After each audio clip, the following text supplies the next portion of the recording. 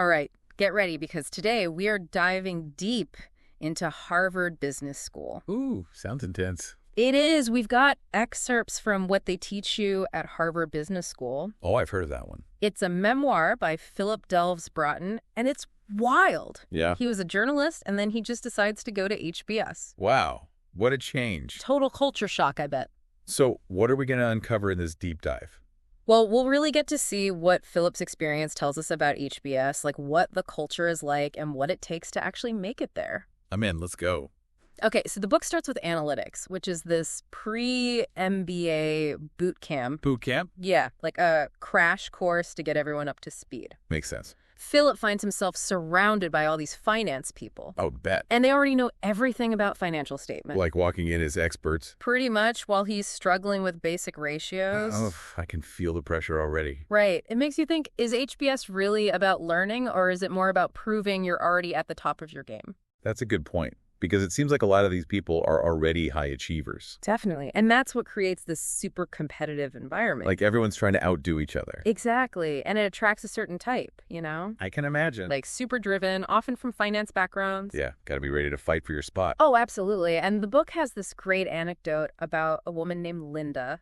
What'd she do? They call her the Martha Stewart of Argentina.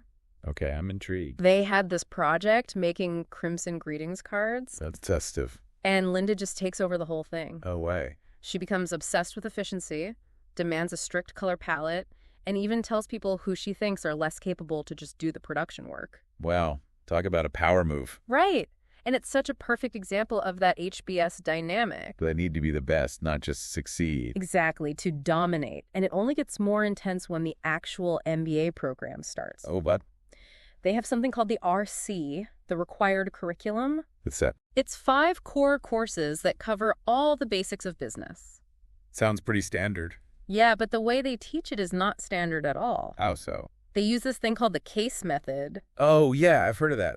Philip has to dissect real-world business problems. So, like, actual companies and their issues. Yeah, but the thing is there are no right answers. That sounds tricky. It is. He has to deal with all sorts of stuff, like Black & Decker struggling with power tools, to the finances of Major League Baseball. Wait, baseball has complex finances. Oh, yeah. It's a lot more than just balls and bats. Huh. The things you learn. Right. And the case method is really designed to force you to think critically. And make decisions when things are uncertain. Exactly, because the real world is messy. No kidding. But what I also liked about the book was how Philip includes his own thoughts and feelings. Oh, so it's not just all business all the time. Not at all. He talks about his family, his own attempts at being an entrepreneur. He tried to start a business. Oh, yeah, and he even talks about feeling totally lost in finance class. Ah, I can relate to that. Right, and it makes him seem more human, you know? Yeah, like he's not just this business robot. Exactly, and it makes you wonder if HBS is really preparing these students for the real world or if it's just reinforcing this narrow definition of success. Like, are they missing out on something bigger? That's the question, isn't it? And then there's this whole emphasis on self-discovery and leadership. Oh, interesting. Philip has to take all these personality tests like Myers-Briggs and Career Leader. I've taken those. They can be pretty insightful. Yeah, and then there's this thing called the Reflected Best Self exercise. Never heard of that one. It's where he has to ask friends for flattering stories about himself. That sounds kind of awkward. Right, it's like HBS wants you to be self-aware, but it can also feel like they want you to be self-promoting. Like building your personal brand. Exactly, and there's this pressure to fit the HBS mold. So everyone ends up kind of similar. In a way, yeah, like they're all trying to create this perfect image. Even if it means hiding parts of who they really are. Exactly, and it reminds me of this guy in the book, Bo. What's his story? He dreams of buying an NBA team and building a house with an indoor basketball court. Whoa, that's ambitious. Right, and it's almost like a delusion that runs through HBS. Like everyone's aiming for these huge goals. Yeah, they call them big, hairy, audacious goals. Gotta love the business jargon. Right. But it makes you wonder what happens to the people who don't fit in, who aren't driven by money and status. Yeah, where do they end up? That's what I'm curious about. And as we move into semester 2, I want to see how Philip handles all this pressure. Me too. and whether he finds his own way in this crazy environment. Okay, so second semester at HBS, and Philip's schedule is jam-packed. And I bet what kinds of classes is he taking? He's got a mix of electives. Like he gets to choose now. Yeah, stuff like strategy, entrepreneurial marketing, even a class on trading called dynamic markets. Wow, so he's really branching out. He is, and it's cool to see him using his journalism skills to understand these different parts of the business world. It's like he's investigating each area. Totally, and it's in these electives that he starts to really grapple with some core business ideas. Oh, like what? Well, in strategy, they dive deep into Michael Porter's 5 Forces framework. That's a classic. Yeah, it's all about analyzing the competition in any industry. Okay, I remember learning about that, but remind me, what are the 5 forces again? All right, so you've got the threat of new companies entering the market. Right, so like how easy is it for someone else to start doing the same thing? Exactly. Then there's the bargaining power of suppliers. Okay, so like how much control do the people providing the materials have? Yep, and then the bargaining power of buyers. So on the flip side, how much power do the customers have to get a good deal? Right, and then there's the threat of substitute products or services. I see. So like if your product suddenly becomes too expensive or outdated, is there an easy alternative? Exactly, and finally, the intensity of rivalry within the industry. Ah, so that's about how fierce the competition is between existing companies. You got it, those are the 5 forces.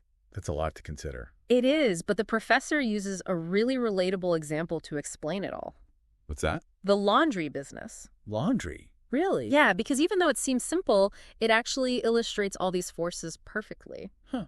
I never thought about it that way. Right. And it shows that whether you're talking about laundry or a tech startup, the same principles apply. So you're saying business is business no matter the industry? In a way, yeah. And then there's this idea of competitive advantage. Oh, yeah, like what makes one company stand out from the rest? Exactly. And there are 2 main ways to do it. Fill me in. You can either be the lowest cost producer like Walmart. Right, so you offer the cheapest prices. Yep. Or you can have a clearly differentiated product like Apple. Okay, so something that's unique and people are willing to pay more for. Exactly, but here's the thing. It's not just about analyzing the competition. It's about anticipating their reactions, too. Oh, so like what are they going to do next? Yeah, and that's where game theory comes in. Game theory. Like we're playing games now. Not exactly, but it's about thinking strategically, like in a chess game. So trying to predict your opponent's move. Exactly, and figuring out the consequences of your own decisions. Wow, so business strategy is like a giant game of chess. In a sense, yeah, and it really highlights the importance of understanding human behavior. Makes sense. You're dealing with people after all. Absolutely. And speaking of people, Philip also explores startups in his entrepreneurial marketing class. Ooh, that sounds interesting. Yeah, they talk a lot about the importance of having a good elevator pitch. Oh, yeah, that thing where you have to explain your idea super quickly. Exactly. Like imagine you're trapped in an elevator with a potential investor. What do you say? That's a lot of pressure. It is, and it really forces you to be concise and captivating. Like you got to hook them right away. Totally. But Philip also learns that it's not just about the pitch, it's about the people and the connections. So who you know matters. Big time. You need a strong sales team, yeah. But you also need relationships with influencers and early adopters. It's all about networking. It is, and it's about building a community around your idea. I see. So it's not just about the product itself. It's about the people who believe in it. Exactly, and Philip actually puts this all into practice when he teams up with his classmate, Bo. The basketball court guy. Yep, the one and only. And together they try to launch a podcasting company. No way. They were ahead of their time. They were, and they even pitched their idea to venture capitalists. Whoa, so they're going for the big leagues. They are, and it gives Philip a fascinating look into the world of VC funding. What's that like? Well, he notices that as venture capital has become more, official and organized. More institutionalized. Yeah, it's actually become less risky. That's interesting. Right. So do you think that the desire for big profits sometimes stifles truly new and innovative ideas? Maybe. I mean, if you're always looking for the sure thing, you might miss out on something truly groundbreaking. That's a good point, and it kind of speaks to this tension between making money and actually creating something new. Yeah, like, is it possible to do both? That's the question, isn't it? And while Philip is busy with his startup, he's also going through the traditional job interview process. Oh, yeah, got to get that corporate gig. He goes through some really intense interviews with McKinsey. McKinsey, that's a top consulting firm, right? Yeah, one of the best. So what's it like? Well, it's grueling, and it makes him realize that maybe consulting isn't for him. I can imagine those interviews are tough. They are, but he doesn't give up. He also interviews at Google. Google. That's quite a different scene. Right. He's drawn to their innovation and culture. Yeah, Google has a reputation for being pretty cool. They do, but in the end, he decides Silicon Valley isn't the right fit for him either. So he's still searching for his place. He is, and it's kind of humbling, you know? Yeah, like, even with an HBS education, it's not always easy. Exactly, but it forces him to think about what he really wants in a career. Not just chasing the money or the title. Right, and during this time of uncertainty, he has this really touching conversation with his son, Augustus. Oh, that's sweet. They talk about the limitations of spreadsheets. That's deep for a kid. It is, but it reminds Philip that there's more to life than just business and numbers. Yeah, like what really matters. Exactly, and it brings him back to that human element that can get lost in the corporate world. It's easy to get caught up in the hustle. It is, and as Philip's HBS journey continues, he's still trying to figure out what it all means. So what are the big questions he's grappling with now? Well, what does it really mean to be successful? To make a difference? To live a life with purpose? These are the questions he's asking himself. Those are some big ones. They are, and as we head into the final part of our deep dive, we'll see how he tries to find those answers. I'm ready. Let's finish this. Okay, so we're in the home stretch now, Philip's last semester at HBS. Senior year. Got to be a mix of excitement and dread, right? Totally. He's juggling tough classes, the job search, and some serious soul searching. Like, what am I doing with my life kind of stuff. Exactly. It feels like everything he's learned is about to be put to the test. Rubber meets the road. Right. And he starts to question those perfect business models he's been studying. Oh, how so? He takes this class called Advanced Competitive Strategy with Professor Jan Rivkin. Okay, what's different about this one? Well, they challenge the idea that strategy is just a fixed plan.